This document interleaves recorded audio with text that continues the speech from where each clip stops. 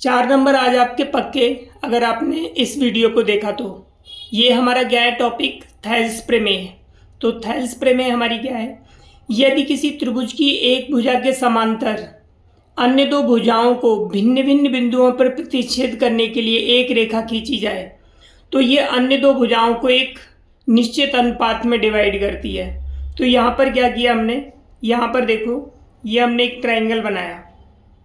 यहाँ पर क्या लिया हमने, एक ट्राइंगल लिया, हमने रफली ट्राइंगल बना लिया।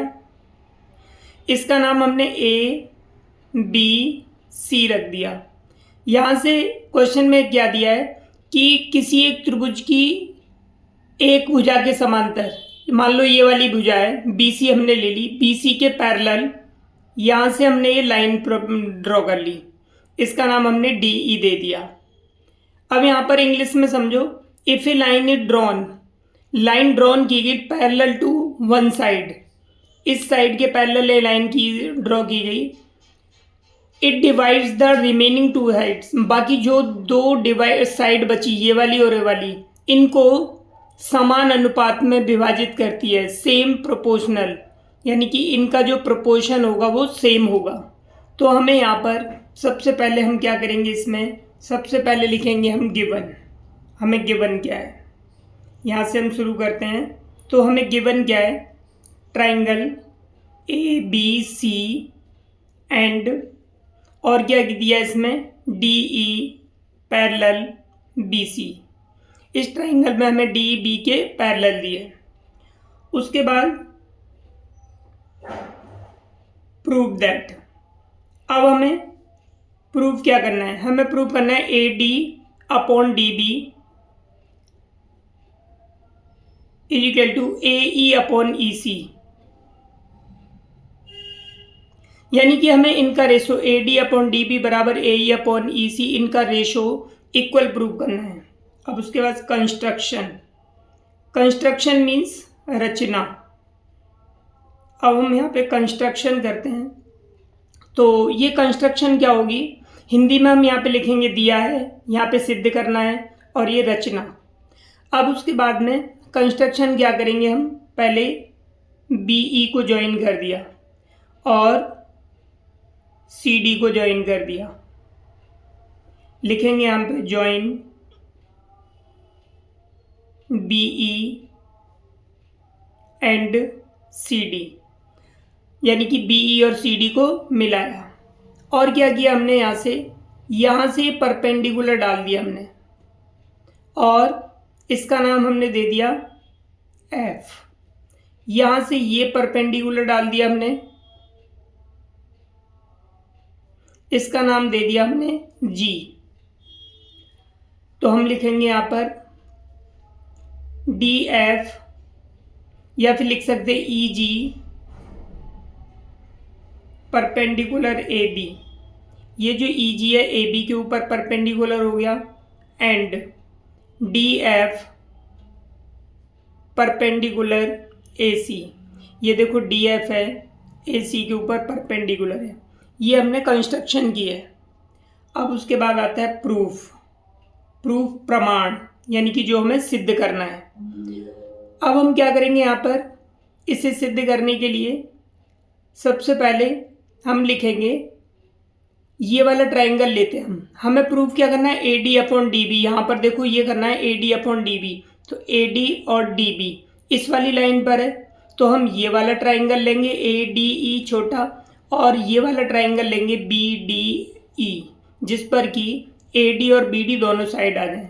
तो लिखेंगे इन ट्राइंगल ए डी ई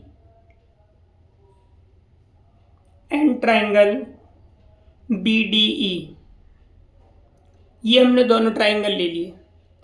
अब हम क्या करेंगे, इसमें ये दोनों जो ट्राइंगल लिए हमने, अब एरिया ऑफ ट्राइंगल का फॉर्मूला लगाएंगे। एरिया ऑफ ट्राइंगल फॉर्मूला क्या होता है, 1/2 बेस इंटू हाइट, ये वाला फॉर्मूला हम यूज़ करेंगे। तो हमें रेशो में लाना है, इसीलिए ये वाला ट्राइंगल और ये ट्राइंगल, यानी कि ये ट्राइंगल और ये ट्राइंगल, इनका एरिया रेशो में लिखते हैं। Area triangle A D E upon में एरिया ट्रायंगल BDE, ये दोनों ले लिए, इक्वल टू क्या होगा हमारे पास 1/2। अब इसका बेस, हमने बेस ये ले लिया AD। अब AD के ऊपर परपेंडिकुलर क्या डाला था हमने, ये EG, इनटू में EG आ गया अपॉन, अब BD ट्रायंगल का इसका लेंगे तो 1/2, इसका बेस हो गया हमारा BD और इसका जो परपेंडिकुलर वही होगा EG, दोनों का परपेंडिकुलर सेम है। इससे हमारा ये कैंसिल हो जाएगा, हाफ से हाफ कैंसिल हो जाएगा, हमारे पास में आ गया AD अपॉन में BD। हम इसे इक्वेशन फर्स्ट नाम दे देते हैं। अब उसके बाद क्या करते हैं, अब ट्रायंगल, अब हमें लाना है AE अपॉन EC, ये लाना है। तो AE इस वाले ट्रायंगल पर है और EC इस वाले पर है, तो हमने फिर दोबारा यही ले लिया ADE, क्योंकि AE भी इसी पर है। तो लिखेंगे in triangle ADE and triangle CED, ये ट्रायंगल ले लिए। फिर दोबारा से उसी तरह से करेंगे, area triangle AED, area triangle ADE upon में एरिया ट्रायंगल CED।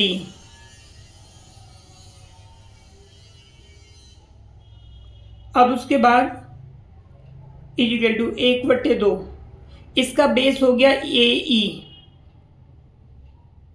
और इसका परपेंडिकुलर हो गया DF,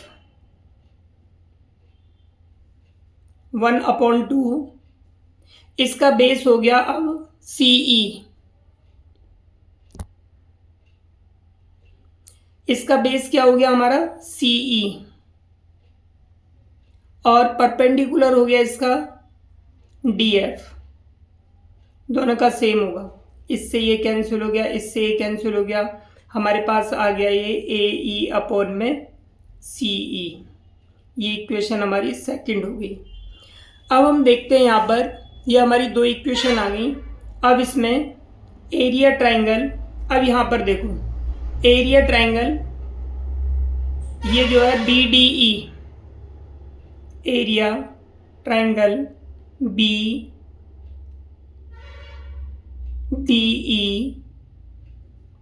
and area triangle CED, ये दोनों जो ट्रायंगल हैं इनके जो एरिया होंगे दोनों के इक्वल होंगे। ये वाला एरिया और ये एरिया दोनों इक्वल होंगे। ये एरिया इक्वल क्यों होंगे, इसका रीज़न क्या है, क्योंकि ये देखो यहाँ पर इस वाले बेस पर ये ट्रायंगल बना हुआ है और इसी बेस पर ये दूसरा ट्रायंगल बना हुआ है। ये दोनों ट्रायंगल सेम बेस पर बने हुए हैं और ये सेम पैरेलल्स के बीच में, ये ED और BC दोनों ट्रायंगल इन्हीं पैरेलल्स के बीच में बने हुए हैं, तो इनका एरिया इक्वल हो गया। Area triangle BDE equal to area triangle CED। ये दोनों एरिया क्या होंगे, बराबर होंगे। रीजन क्या लिखेंगे, on same base and same parallels,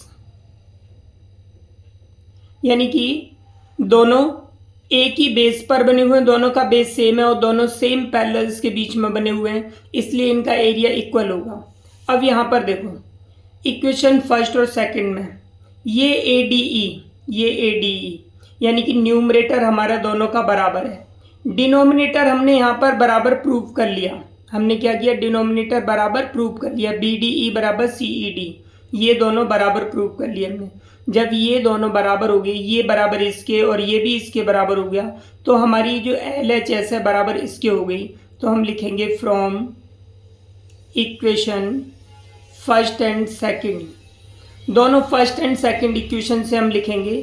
तो यहाँ पे हो जाएगा AD अपॉन BD बराबर AE अपॉन में CE। तो यहाँ पर हमारा ये इस तरह से ये प्रूफ हो गया, हमें यही प्रूफ करना था, प्रूव्ड। तो ये हमारी थेल्स थ्योरम है और 4 नंबर की पक्का आएगी। अगर समझ आ गई हो तो चैनल को सब्सक्राइब जरूर करें।